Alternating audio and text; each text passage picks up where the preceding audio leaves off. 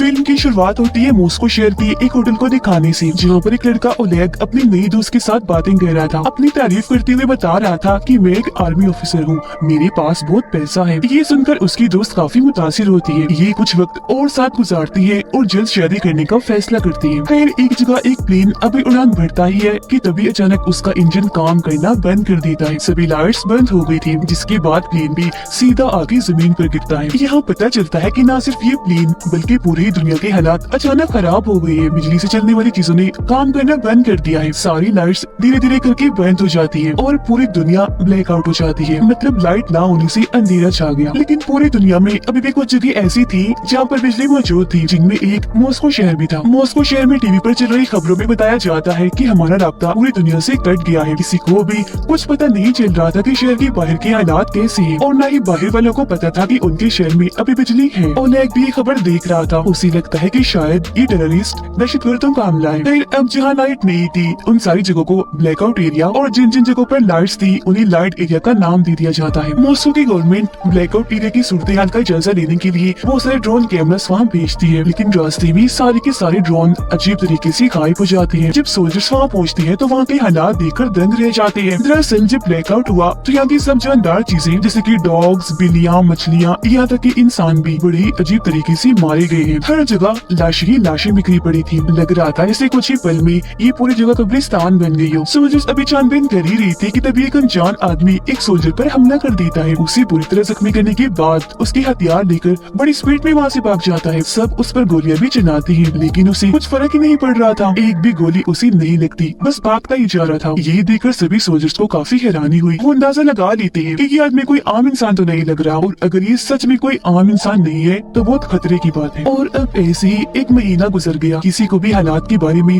पता नहीं चला कि ऐसा कैसे हुआ। अब हम एक लड़के को देखते हैं जो ओलेग का दोस्त है। वो भी एक सोल्जर था, अपनी बूढ़ी माँ के साथ रहता था। उनकी हालत ठीक नहीं थी, पर जैसे उसे आर्मी का खत मिलता है वापस आने के लिए, दिल पर पत्थर रख के वो मिशन के लिए निकल जाता है। फिर सभी सोल्जर्स को इकट्ठा करके कैप्टन उन्हें बताती है कि ब्लैकआउट एरिया से हमें जो लाशें मिली थी उन सबको लैब में हमने टेस्ट करने के लिए भेजा था। रिपोर्ट के मुताबिक उन सबकी मौत एक जहर की वजह से हुई। जो जहर उन्हें दिया नहीं गया था बल्कि उनके जिस्म ने खुद बनाया। ऐसा उन्होंने अपनी मर्जी से भी नहीं किया, बल्कि किसी अजीब चीज ने उनके जिस्मों को ऐसा करने पर मजबूर किया। और अब जैसे ही रात होती है सोल्जर्स की टीम ब्लैकआउट एरिया में जाने के लिए निकलने लगती है। इनमें ओलेग भी शामिल था, जो देखता है कि मेरी नई दोस्त यानी जिसके साथ उसकी शादी होने वाली थी वो भी जा रही थी, क्योंकि वो एक डॉक्टर थी। वहाँ पहुंचकर ये लोग आपस में बात कर ही रही थी कि तभी इमरजेंसी अलार्म बजने लगता है। सारे सोल्जर्स जल्दी से अपनी अपनी पोजीशंस के मुताबिक जंगल की तरफ गन पॉइंट करके खड़े हो जाती है। कैप्टन उन्हें बताती है कि जंगल में से जानवर तेजी से उनकी तरफ बढ़ रहे हैं। सारे एक ही तरह के जानवर हैं, जिनका साइज काफी बड़ा है। और फिर अगले ही पल वो जानवर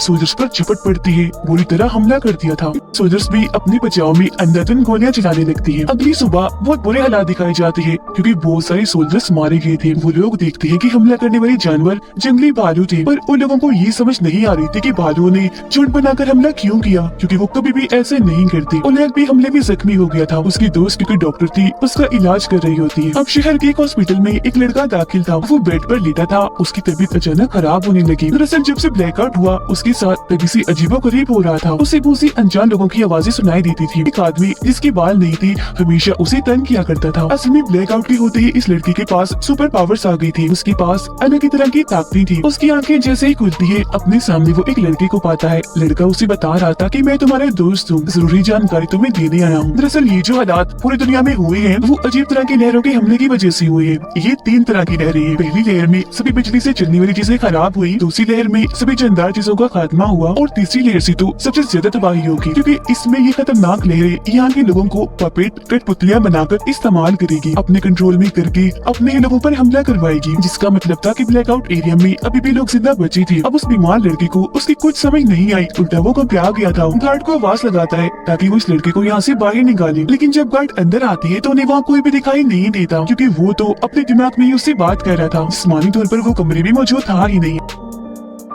इन सब हालात और अपने कंट्रोल में ना होने की वजह से लाइट एरिया के लोग सड़कों पर निकल आते हैं, हर तरफ तोड़फोड़ करके तबाहियां मचा रही थी। यहाँ तक कि सोल्जर्स पर भी हमला करने लगती है क्योंकि उन्हें लग रहा था कि ये सब गवर्नमेंट की कोई चाल है। उधर आर्मी कैंप में सोल्जर्स के अलग अलग ग्रुप बना दिए जाते हैं। इनमें एक ग्रुप ओलेग का था और एक उसके दोस्त का था। ब्लैकआउट एरिया के हालात बहुत खराब थे, सब कुछ तहस नहस हो गया था। पुल पूरी तरह टूट गया था क्योंकि प्लेन तबाह होकर पुल पर ही गिरा था। बहुत सारी बिल्डिंग्स भी तबाह हो गई थी। पहले भेजी गई आर्मी की हेलीकॉप्टर, टैंक्स और गाड़ियाँ खिलौनों की तरह टूट के बिखरी पड़ी थी। ओलेग का दोस्त अपने साथियों के साथ एक टाउन में पहुंचता है। उनके साथ एक रिपोर्टर भी आई थी। सभी टीम्स के सोल्जर्स अपने अपने एरिया की छानबीन कर रहे थे। ऐसे ही कुछ दिन गुजर जाते हैं पर ना तो इन्हें कोई इंसान दिखता है और ना ही उनकी लाशें। अब पावर्स वाला लड़का जब एक जगह पर बैठा हुआ था तो तभी उसे मिलने एक आदमी आया जिसका नाम आईडी था। इसने पहले तो अपना मुंह छुपाया हुआ था पर जैसे ही कपड़ा हटाता है तो उसकी शक्ल काफी अजीब थी, बाकी जिस इंसानों जैसा ही था। वो बताता है कि मैं इंसान नहीं हूँ बल्कि इंसानों जैसा दिखने वाला एलियन हूँ। तुम्हारी सुपर पावर्स को कोई इस्तेमाल करके पूरी दुनिया में सब कुछ कर रहा है और उस इंसान की मैं खोज कर रहा हूँ। और वो आदमी, वो विलन और कोई नहीं बल्कि मेरा भाई है, मेरी ही तरह एलियन है। और जब ब्लैकआउट हुआ था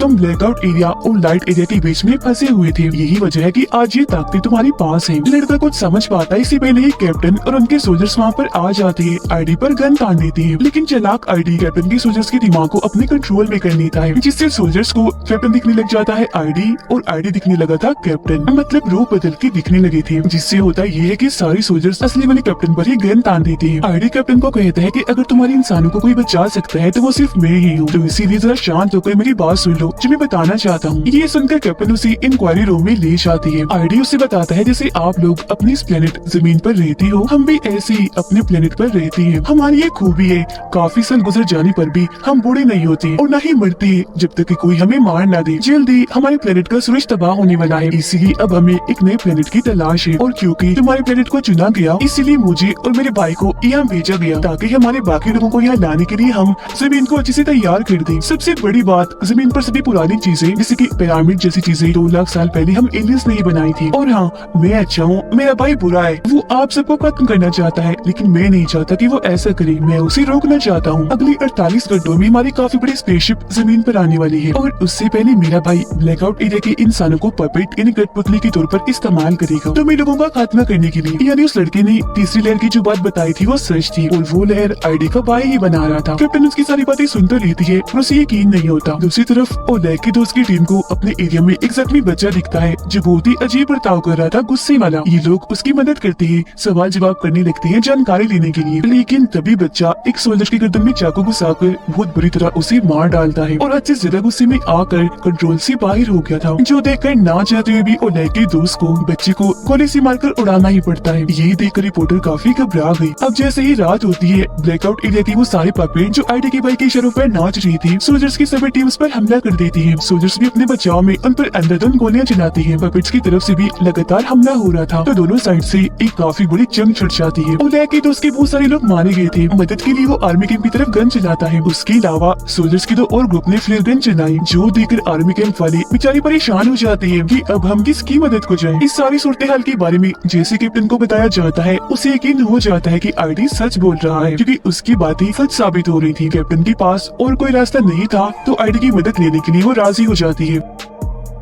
आईडी कैप्टन को कहता है कि मेरे भाई को ढूंढने के लिए हमें पावर्स वाले लड़के की जरूरत पड़ेगी। मेरे भाई को मारते ही मैं सभी इंसानों के पपेट को कंट्रोल करके रोक दूंगा। खैर कैप्टन आईडी को लेकर आर्मी बेस पर पहुंचती है। उधर अचानक से ओलेग के दोस्त की टीम पर बड़ा हमला हुआ जिसमें एक एक करके सारे सोल्जर्स मारे जाते हैं। सिर्फ 2 ही लोग बचते हैं, ओलेग का दोस्त और रिपोर्टर। पपेट की तादाद काफी ज्यादा थी इसीलिए वो बाकियों के पास जाने की कोशिश करते हैं ताकि साथ मिलकर उनका सामना कर सके। आईडी पावर्स वाले लड़के को ध्यान लगाने का कहता है, मतलब ख्याल देखने में उसकी मदद कर रहा था ताकि लड़का ये देख सके कि आईडी का भाई कहाँ है। कुछ ही देर की मेहनत के बाद उसकी लोकेशन पता चली जाती है जो एक काफी बड़ी बिल्डिंग की छत थी और वहीं से वो सारे पपेट्स को कंट्रोल करके सब करवा रहा था। वो निकल ही रही थी कि तभी उन्हें पता चलता है कि पपेट्स ने लाइट एरिया पर भी हमला कर दिया है, जिसका मतलब था कि तीसरी लहर का असर शुरू हो गया है। तो इसीलिए वक्त को बर्बाद ना करते हुए कैप्टन आईडी के साथ वहाँ के लिए निकलने लगी। पावर्स वाला लड़का आईडी को कहता है कि मुझे तुम्हारे भाई ने देख लिया है, वो मुझे मार डालेगा, तो प्लीज मुझे भी अपने साथ ले चलो। आईडी जवाब देता है कि नहीं, तुम इधर बेस में ही महफूज हो, वहाँ तुम्हारी जान को खतरा है,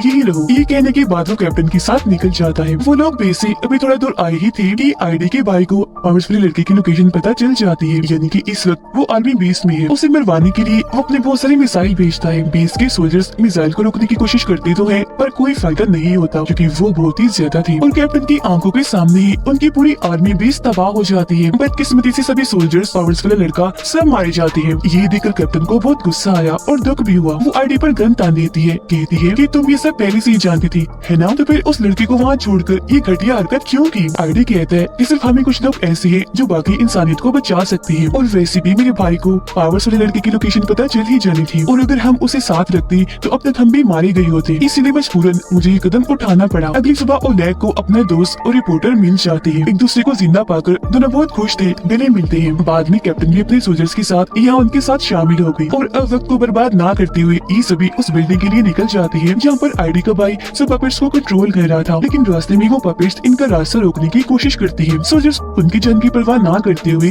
टैंक से उन्हें मारते हुए कुचलते हुए आगे बढ़ती जा रही थी। वो भी इन पर हमला कर देती है और इनके बीच काफी बड़ी जंग छिड़ जाती है। कुछ पपेट्स तो अपने ऊपर बॉम्ब बांधकर सोल्जर्स पर गिर रही थी ताकि अपने साथ साथ उन्हें भी उड़ा दे, पर सोल्जर्स बड़ी मुश्किल से उनसे बचते बचाते बिल्डिंग तक पहुंच जाती है। आईडी कुछ सोल्जर्स को लेकर बिल्डिंग की छत पर जाने लगता है, जबकि बहुत सारे सोल्जर्स नीचे ही रुके थे पपेट्स का मुकाबला करने के लिए। जिसके बाद आखिरकार ओलेग के दोस्त और आईडी का सामना उसके भाई से हो ही जाता है। ओलेग का दोस्त आईडी के भाई पर हमला करने के लिए आगे बढ़ता है, पर वो एक ही झटके में उठाकर उसे दूर फेंक देता है। फिर आईडी जाता है अपने भाई का सामना करने के लिए। दोनों भाइयों के बीच जबरदस्त लड़ाई शुरू हो जाती है। दोनों ही कम नहीं थे, एक दूसरे से बढ़कर ही थे, बराबर टक्कर दे रहे थे। मुक्के मारने से उनके हाथों से चिंगारियां निकल रही थी। दोनों ही बहुत ताकतवर है। नीचे ओलेग और बाकी सोल्जर्स को पपेट को रोकने में काफी मुश्किल हो रही थी क्योंकि उनकी तादाद करोड़ों में थी। वो खत्म हो ही नहीं रही थी। पपेट्स इतने चालाक थे कि तेल से भरे हुए ट्रक को लेकर उन पर हमला कर देती है, जिससे काफी बड़ा धमाका हो जाता है। कुछ को छोड़कर अब सारे ये सोल्जर्स मारे जाते हैं। मुश्किल से ये बस 5 ही बचे थे और अब इनको ही पपेट्स का सामना करना था। ओलेग और बाकी सोल्जर्स भी बिल्डिंग के ऊपर जाने लगते हैं। पपेट्स भी अपने लीडर यानी आईडी के भाई का साथ देने के लिए तेजी से उस बिल्डिंग की तरफ आ रही थी। पपेट्स यहाँ आते उससे पहले ही आईडी जोर से अपने भाई को मुक्का मारता है। आईडी अपने भाई के सीने से उसका दिल ही निकाल देता है, जो जाहिर है एलियन होने की वजह से डिवाइस की तरह का था। फिर वो दिल में एक बॉम्ब लगा देता है। जैसे उसका दिल तबाह होता है, उसके भाई की भी मौत हो जाती है। अपने भाई को मारने के बाद आईडी को सभी पपेट्स का कंट्रोल मिल गया था। एक ही झटके में वो उन सबको मार गिराता है।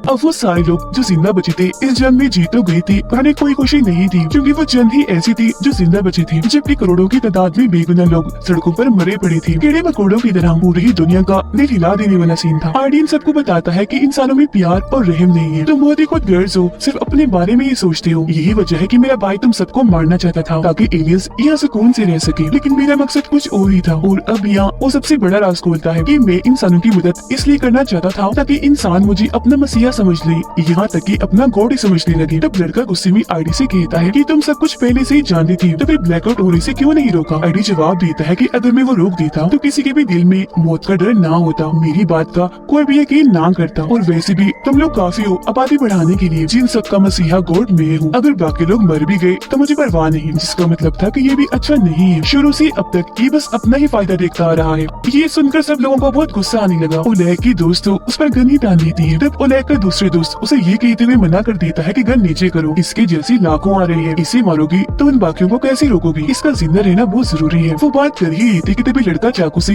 आईडी पर हमला कर देता है, लेकिन आईडी को ये बात पता चलती थी। उसने लड़के के दिमाग को कंट्रोल नहीं किया, जिससे उसने आईडी की बजाय कैप्टन को चाकू मार दिया और इस तरह से वो भी मारी गई, क्योंकि यहाँ भी उसने अपना रूप बदलने वाला जादू किया था। ओलेग को काफी गुस्सा आ गया। वो आईडी को मारने के लिए जैसे आगे बढ़ता है, उसका दोस्त ऐसा करने से मना कर देता है। दोनों की बहस हो गई, जो बढ़ती बढ़ती लड़ाई तक चली जाती है। ओलेग का दोस्त उसे मार ही देता कि रिपोर्टर गन लेकर ओलेग के दोस्त पर चिल्लाकर उसे जख्मी कर देती है। अब ओलेग का दिमाग खराब करने के लिए आईडी उसके डर के कई रूपों में बढ़ जाता है, पर लड़का जानता था कि आईडी का असली रूप कौन सा है। उसकी असली रूप को लेकर वो बिल्डिंग से कूद जाता है और इस तरह से उसके साथ साथ आईडी की भी मौत हो जाती है। और अब ये 4 लोग ही जिंदा बचे थे जो आने वाले एलियंस का मुकाबला करेंगे। कुछ ही देर में एलियन की स्पेसशिप यहाँ आ जाती है, जो बहुत ही बड़ी थी। शिप का दरवाजा खुलता है पर अंदर से कोई नहीं आता, तो अब ये लोग ही अंदर अंदर चले जाते हैं। अंदर जाने पर इन एलियंस की लाखों चेम्बर्स दिखते हैं जिनमें सभी एलियंस सो रहे थे और तभी अचानक सभी चेम्बर्स में लाइट जलने लगी और अजीब तरह का लिक्विड हिलने लगता है जिससे एलियंस होश में आने लगते हैं। डॉक्टर बताते हैं कि ये लिक्विड जरूर उनका ऑक्सीजन है, इसीलिए उनके जागने से पहले ओलेग गोली से सबको मारने लगता है, लेकिन उनके पास टाइम कम था और गोलियां भी नहीं थी, इसलिए दिमाग लगाकर ऑक्सीजन की मेन पाइप को ही हथौड़े से तोड़ देती है, जिससे होता ये है कि वो सारे एलियंस जागने से पहले ही मारे जाते हैं। अब बस कुछ चेम्बर्स बचे थे जिनमें उन्हें एलियंस की मासूम बच्चे दिखते हैं। इन्हीं आइडिया की बात याद आती है कि इंसान में प्यार और रहम नहीं, और क्योंकि इस तरह के इंसान वो बनना नहीं चाहते थे इसलिए एलियंस के बच्चों को कुछ नहीं करते, छोड़ देते हैं। कुछ ही देर में एलियंस के सारे बच्चे अपने अपने चेम्बर से बाहर आ जाते हैं जो सारे आइडिया जैसे ही लग रहे थे। वो बच्चे हैं इसलिए अब कोई खतरा नहीं था।